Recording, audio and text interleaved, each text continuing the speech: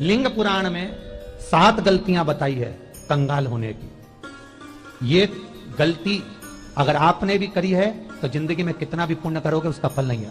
आज की कथा को लिखकर रखना, शायद तुम्हारी जिंदगी संवर जाए। लिंग पुराण में 7 गलतियां बताई है व्यक्ति को बर्बाद होने की। पहली गलती है, उसमें से अगर आप स्वीकार कर रहे हैं ये गलती तो समझ लो कि गलती आपने करी। गंगा जल तो बुलवाया टैंकर भरकर, 21,000 बेलपत्र भी समर्पित कर रहे हो। आप मंदिर के अंदर बैठ गए, दर्शन करने वाला आता रहा, किसी को अंदर प्रवेश नहीं दिया। आप गंगा जल चढ़ाते रहे, आप बेलपत्र चढ़ाते रहे, आप स्वयं पूजन करते रहे, और दूसरा व्यक्ति ना जाने किस भाव से, किस रूप में आकर भगवान की सेवा करना चाहता था। पंडित जी ने आपके चक्कर में उसको जल नहीं चढ़ाने दिया, पंडित जी ने आपके चक्कर में उसको बेलपत्र नहीं चढ़ाने दिया। पहली गलती यह हो गई कि भगवान के भक्त को भगवान से दूर कर दिया गया। अब उठा लो श्रीमद् भागवत कथा।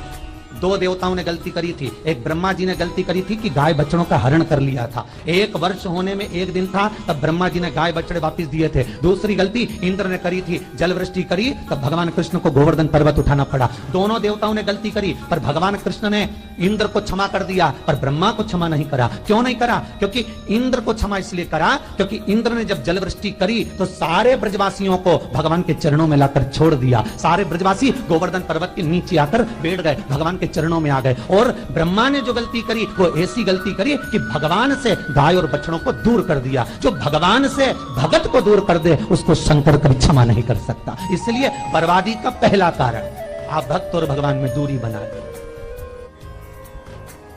दूसरा कारण, भगवान की जब पूजन कर रहे हो, 21,000 बेलपत्र चढ़ा रहे हो, गंगा का जल चढ़ा रहे हो, चंदन चढ़ा रहे हो, अबीर चढ़ा रहे हो, गुलाल चढ़ा रहे हो, तो तुम्हारे भीतर ये अहंकार, जब तुम पूजन करके उठो तो उठते समय तुम्हारे भीतर अभिमान नहीं होना चाहिए कि मैंने जो अनुष्ठान करा उसके बराबर कोई नहीं कर सकता।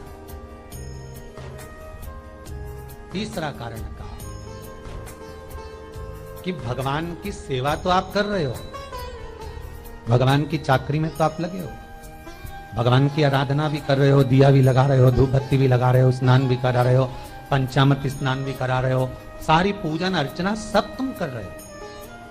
पर हो सकता है इस पूजन अर्चना में आप केवल 3 घंटा पूजन करते हो और बाकी के समय किसी न किसी की जीवात्मा को दुख पहुंचा रहे हो। एक कथा में एक बात कही थी कि भले मंदिर में दिया मत लगाओ, भले मंदिर में जाकर धूप बत्ती मत जलाओ, भले मंदिर में जाकर भोग मत लगाओ, भले मंदिर में जाकर जल मत चढ़ाओ, कुछ मत करो, भले भगवान को नए कपड़े मत पहनाओ, भले तुम्हारी मर्जी पड़े भगवान को भोग मत लगाओ, पर शास्त्र कहता है कुछ मत करो, पर एक काम जरूर करना कि किसी के चेहरे पर प्रसन्नता ला देना तो मंदिर में दिया जलाने के बराबर होगा। किसी के चेहरे पर चमक ला देना, प्रसन्नता ला देना तो अगरबत्ती लगाने के बराबर होगा। किसी गरीबड़े के, किसी दुखी के चेहरे पर अगर तुमने प्रसन्नता ला दी तो वो भगवान को कपड़े पहनाने के बराबर होगा। मालूम पड़े तुम मंदिर में पूरी सब्जी बांटो, मंदिर में भोजन कराओ, मंदिर में सारा पकवान चढ़ाओ, और कोई तुम्हारे कारण अगर दुखी है तो तुम्हें वो सुख का भान नहीं हो सकता। तीसरा कारण है वो सुख नहीं मिल सकता।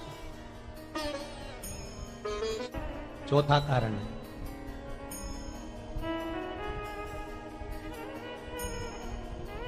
महाराज, जिस मंत्र को पढ़ा जा रहा है, जिस मंत्र का स्मरण किया जा रहा है, जिस भगवान की माला को हम जप रहे हैं, हम पाठ कर रहे हैं, उसमें त्रुटि। उठा लीजिए दुर्गा सप्तशती। दुर्गा सप्तशती का हिंदी अनुवाद में एक थोड़ा सा दृष्टांत दिया है, आपको मालूम होगा। एक जजमान सप्तशती का पाठ कराते थे नवरात्रे में। नवरात्रे पूरे होते थे और उनकी पत्नी मर जाती थी। सप्तशती के अंदर लिखा है, वो ध्यान से सुनिए। दुर्गा सप्तशती का पाठ कराते थे और पत्नी नवरात्रे के बाद 4 महीना 3 महीने के बाद मर जाती थी। बहुत दुखी था सेठ। एक शादी करी, दूसरी करी, तीसरी करी, चौथी करी, चौथी पत्नी भी मर गई। बहुत दुख हुआ। आज वो गुरुजी के पास चले गया, गुरुदेव, गुरुजी, गुरुदेव, गुरुदेव। गुरुजी बोले क्या हो गया? सेठ जी बहुत दिनों के बाद आ रहे हो, क्या बात है गुरुदेव? मेरे को एक बात समझ में नहीं आती कि मैं नवरात्र में सप्तशती का पाठ कराता हूँ, देवी जी का यज्ञ करवाता हूँ, माता रानी को चुनर पहनाता हूँ, उनको सुंदर बिछुड़ी पायल चुनरी सब पहनाता हूँ, कन्याओं का भोजन करवाता हूँ, भंडारा करवाता हूँ, जवारे बोता हूँ, अखंड ज्योत लगाता हूँ, पर नवरात्रि जैसी पूरी होती है उसके 2 महीने 3 महीने बाद मेरी पत्नी क्यों मर जाती है? 4 पत्नियां मेरी मर चुकी हैं, 5वीं मैंने शादी करी है। गुरुदेव आप कृपा करिएगा, कुछ तो बता दीजिए, कुछ करुणा कर दीजिए। गुरुजी बोले जब तू सब कुछ अच्छा कर रहा है, ज्योत भी जला रहा है, कन्या भोज भी करा रहा है, चुनरी भी चढ़ा रहा है, भंडारा भी कर रहा है, ज्योत भी लगा रहा है, जवारे भी बो रहा है, माता रानी की सेवा भी कर रहा है, अखंड रात्रि व्रत कर रहा है, सब कुछ तूने करा, यज्ञ भी करा, फिर तेरी पत्नी क्यों मर सकती है? ऐसा हो ही नहीं सकता। नहीं गुरुदेव, मेरी 5वीं शादी है गुरुदेव, अब की बार आप कृपा करिए। गुरुजी ने कहा तेरे पंडित जी को अनुष्ठान पर बुला, मैं कमरे में बैठकर सुनूंगा सप्तशती का पाठ, तब मैं ध्यान करूंगा। गुरुजी अंदर के कमरे में जाकर बैठ गए, ब्राह्मण पाठ करना प्रारंभ करा और ब्राह्मण ने पाठ करना प्रारंभ करा। उसमें एक शब्द आ गया, भार्यन्तु भक्षन्तु, भार्यन्तु भक्षन्तु। उसमें बोलना था भय पीड़ा को, हे जगत जननी तू भक्षण कर जा, पर ब्राह्मण बोलता था भार्यन्तु भक्षन्तु, मेरी पत्नी को, मेरी भार्या को तू भक्षण कर। पंडित जी जैसे ही बोले, गुरुजी बाहर निकल कर आ गए। पंडित जी को रोका, रुकिए गुरुदेव, आप हर साल अनुष्ठान कर रहे हो जजमान के यहाँ और बोल देते हो भार्यन्तु भक्षन्तु, हे देवी तू मेरी पत्नी को खा जा, तो माँ हर बार उस पत्नी को निगल जाए। निवेदन, शब्द सुधार लीजिए, शब्द ठीक। चौथा कारण है कि आप जो पाठ कर रहे हो, आप जो पूजन कर रहे हो, आप जो अनुष्ठान कर रहे हो, उसमें कुछ ना कुछ गलती जरूर हो रही है। ये चौथा कारण है।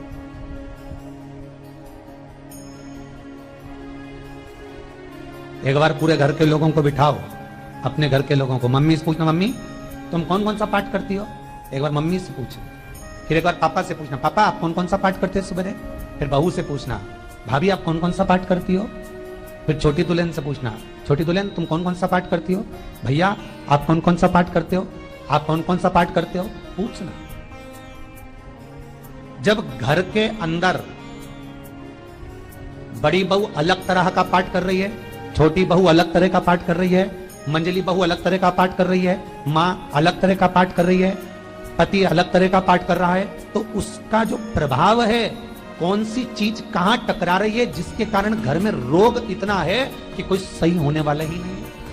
अब तुम कहो कि सीवर वाले गुरुजी ने उपाय बताया, हमने बहुत करा, पर सही क्यों, तो सही क्यों नहीं हो रहा है? उसका कारण है या तो बड़ी बहू जो पाठ कर रही है, या सास जो पाठ कर रही है, या पति जो पाठ कर रहा है, नाते जो भी उस घर के अंदर रहकर जो पाठ अर्चना कर रहा है, उसमें जरूर कुछ ना कुछ ऐसा हो रहा है जिसके कारण वो काम नहीं कर पा रहा, उसमें कुछ ना कुछ गलती हो रही है जिसको तुम समझ नहीं पा रहे, जिसको तुम अपने आप को बहुत विचार करते हो कि मेरे बराबर कोई नहीं कर सकता, मैं शंकर की भगत, मैं राम की भगत, मैं कृष्ण की भगत, मैं जो करती हूँ बहुत अच्छा करती हूँ, मैंने जो किया बहुत अच्छा करा, और हो सकता है उसी कारण आपको दुख झेलना पड़े।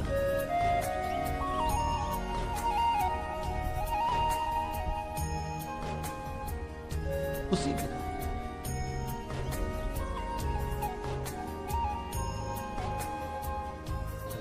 महाराज, हमने जो दान किया, हमने जो पुण्य किया, हमने जो सत्कर्म किया, वो किस जगह पर लगा? 5वां सूत्र, जो आप दान कर रहे हो, जो आप पुण्य कर रहे हो, सत्कर्म कर रहे हो, वो किस जगह पर लगा? ये 5वां सूत्र। फिर निवेदन करेंगे, गाय, बेटी और लक्ष्मी, 50 बार विचार करना तब किसी को देना। बेटी किसी ऐसे को मत ब्याह देना जो जुआ खेलता हो, मदिरापान करता हो, मांसाहार करता हो, वेश्यावृत्ति करता हो, वो बेटी का सम्मान नहीं करेगा। बेटी रोएगी तो कन्यादान करने वाले को रोना पड़ेगा। दूसरे नंबर पर गौ माता, गाय ऐसे ब्राह्मण को दान मत देना कि ब्राह्मण के घर में खुद रहने की जगह नहीं और गाय को ले जाकर तुमने दे दिया और उस ब्राह्मण ने जब तक दूध दिया बांध कर रखा, एक तगाड़ी बाल्टी साड़ी के चक्कर में ले लिया, सोने के सींग के चक्कर में ले लिया, और बाद में वही गाय कसाई के हाथ में बिक गई और कसाई ने काटा तो बद्दुआ तुमको लगी। बेटी, गाय और लक्ष्मी। पैसा भी किसी ऐसे भिखारी के कटोरे में मत दान देना कि जिसने ले जाकर मदिरा पान में लगा दिया, जुए में लगा दिया, वैश्यावृत्ति में लगा दिया। अगर जिस भिखारी के कटोरे में पैसा दिया उसने शाम को ले जाकर मदिरा पान में, जुए में लगा दिया, तो लक्ष्मी रोती है कि तूने मुझे गलत जगह पर दिया है, इसलिए अब तुझे रोना पड़ेगा। तब व्यक्ति को रोना पड़ता है, फिर व्यक्ति रोता है। गाय, बेटी और लक्ष्मी, 50 बार विचार करो क्या सही जगह पर दे रहे हो, और अच्छी जगह पर दोगे तो संपदा भी बढ़ती है, सुख आता है। अगर बेटी सुखी रहेगी तो मायके के लोग सुखी रहेंगे, गौ माता सुखी रहेगी तो संसार सुखी रहेगा। और आपने जो धन दिया, आपने जो पैसा दिया किसी भिखारी के कटोरे में, अगर उसने गलत जगह पर लगाया तो रोना तुमको पड़ेगा। किसी आजकल के भिक्षुकों को अगर रोटी दे दो तो लेते ही नहीं, आटा दो तो नहीं लेते।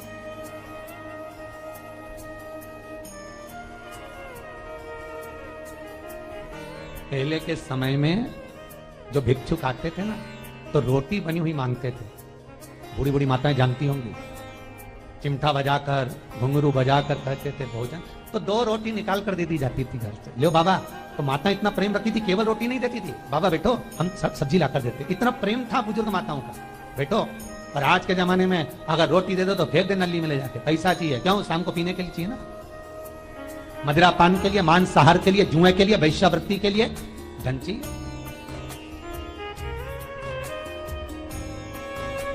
भोपाल के और इंदौर के, इंदौर का राजवाड़ा चौराया और भोपाल का लाल घाटी चौराया, इन दोनों चौराहे पर इतने से बच्चे लोग भीख मांगते हैं,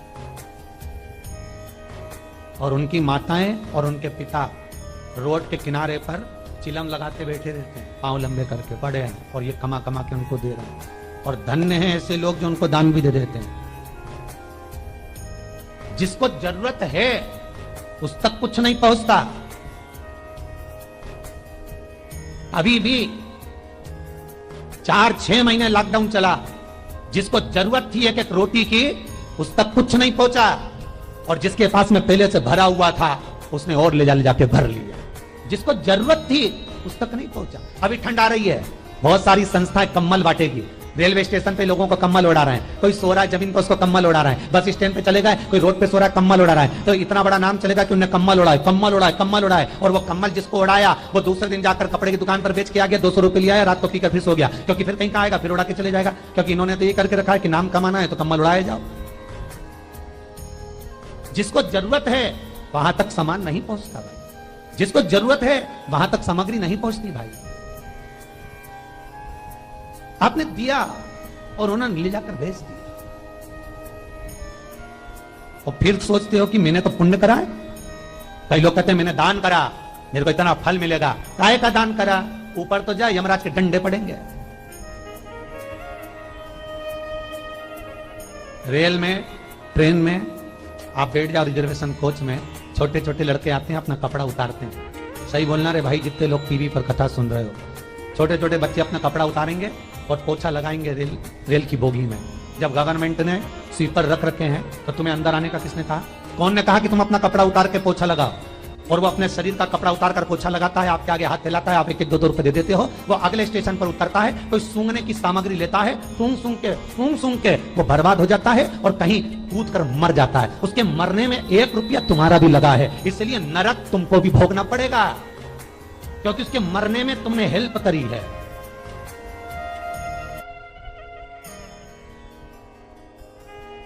तुमने तो रुपया दिया था भोजन करने के लिए, उसने कोई सूंघने की सामग्री ले ली और सूंघ के नशे में मर गया, उसके मरने में 2 रुपए तुम्हारे हैं, 1 रुपए तुम्हारा है, तो भोगना तो तुमको भी पड़ेगा ना।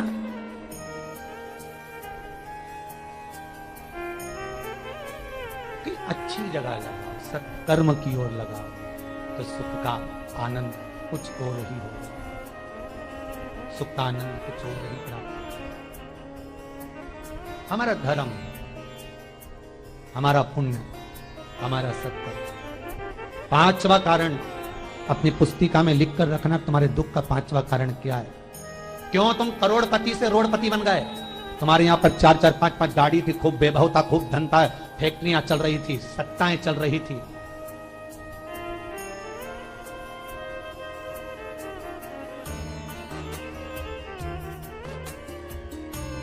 खूब सत्ताएं थी, खूब वैभव था, खूब धन था, पर कुछ भी नहीं, सब धरा की धरा रही, कोई वैभव बचा ही नहीं, कोई नहीं। एक हमारे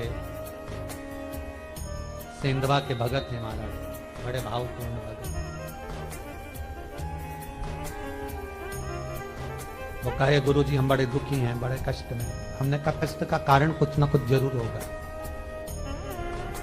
दुख का कारण जरूर कुछ ना कुछ होता है। कहने लगे गुरुजी हमारी तो जीनिंग चलती थी, खूब फैक्ट्रियां चलती थी, इतना जीनिंग फैक्ट्रियां थी, इतना चलता था।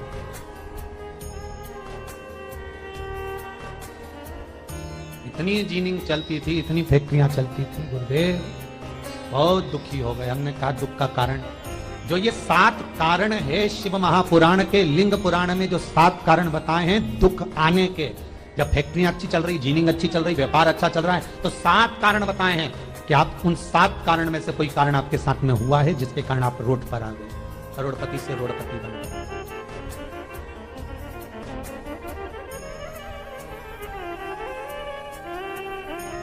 कभी कभी नगर में, गांव में सभी का व्यापार एक साथ समाप्त हो जाता है। कभी कभी गांव में, नगर में सबका व्यापार एक साथ समाप्त हो जाता है, सबका व्यापार एक साथ ही खल्लास हो जाता है, समाप्त, सभी कर्जे में हो जाते हैं। तो समझ लेना कि उस गांव के खेड़े का देव महादेव, उस गांव का खेड़ापति भगवान शंकर, उस गांव का शिव जरूर रुष्ट हुआ, जरूर उसको मनाने का प्रयास करो, जिससे अपनी नगर, अपना गांव फिर उन्नति की सीढ़ी पर चढ़ जाए। 5वां कारण मंत्र जाप, अर्थात तुम्हारा फिर निवेदन, गाय, बेटी और लक्ष्मी 50 बार विचार करना, तब तो मत मत।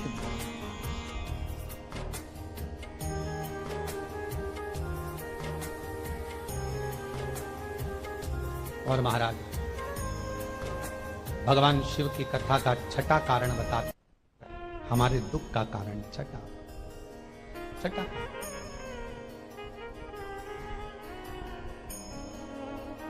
आदर सम्मान में कमी।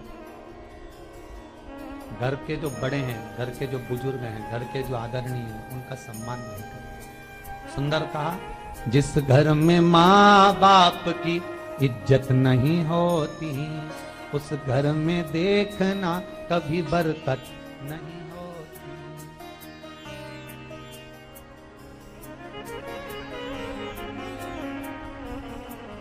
6ठा कारण है सम्मान, सत्कार, आदर ना हो। जब धन। 7वां कारण, ये अंतिम कारण है। जितने लोग कर्जे में लदालू में, जितने लोग दुखी हैं, जितने लोग तकलीफ में, आज की कथा को बहुत दिल से सुनना, अपनी गलती को जरूर छांटना। मुझे विश्वास है मेरा भोलेनाथ, आप अगर गलती को स्वीकार कर लोगे तो शंकर वापिस आपको करोड़पति बना देगा, लखपति बना देगा। शंकर आपके भंडार फिर भर देगा। 7 कारण में से अपनी गलती को जरूर छांटना, साहब कि आपने गलती कौन सी करी, और अपनी गलती को छांट ले, यही सबसे बड़ी बात है ना। लोग सुनने के बाद भी नहीं छाटेंगे, नहीं मैंने तो कुछ कर रही, मैं तो कुछ कर रही नहीं, बस मैं ही तो है, हरी जगदम्बा वो मैं ही फंसा है बीच में।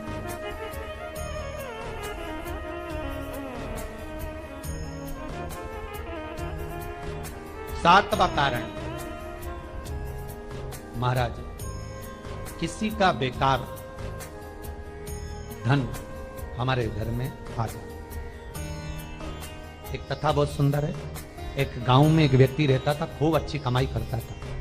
पत्नी ने कहा तुम्हारे पास कमाई अच्छी हो रही है तो ये पैसा तो कोई चुरा के ले गया, तो पति बोला क्या करना चाहिए, तो एक काम करता हूँ बाजार से कोड़ियां खरीद लेता हूँ। कोड़ियां जानते हो, तो ऐसे बच्चे लोग खेलते हैं, कोड़ी खरीद लाता हूँ। अब गांव का व्यक्ति रोज कोड़ियां खरीद के लाए, उनके यहाँ बोरे पे बोरे भरा गए, बारदान पर बारदान भरा गए, पूरा कमरा कोड़ियों से भरा गया। एक दिन राजा बीमार पड़ गया।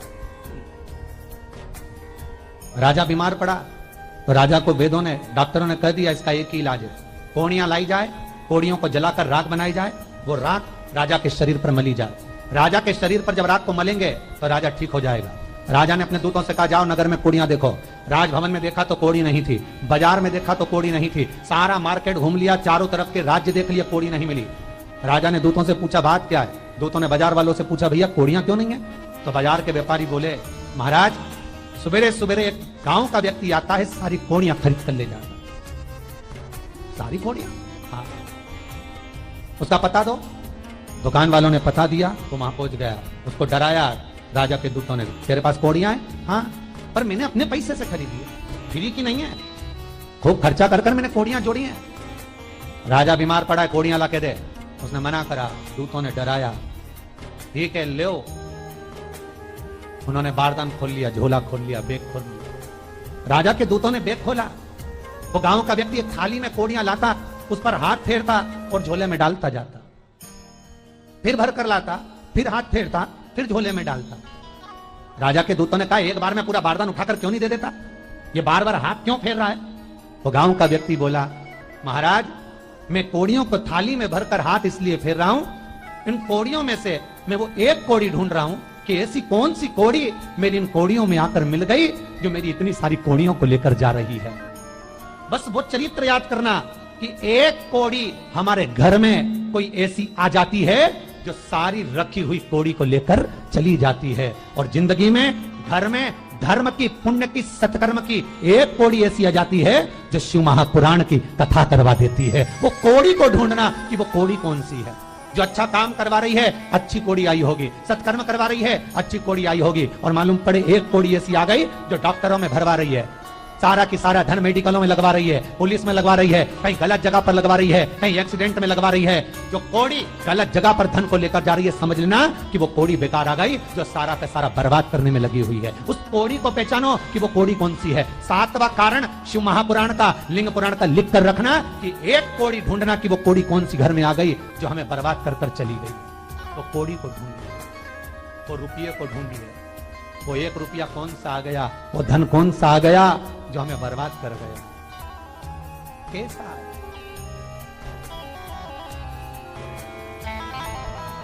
धन कौन सा आ गया ऐसा जो हमें बर्बाद कर दे।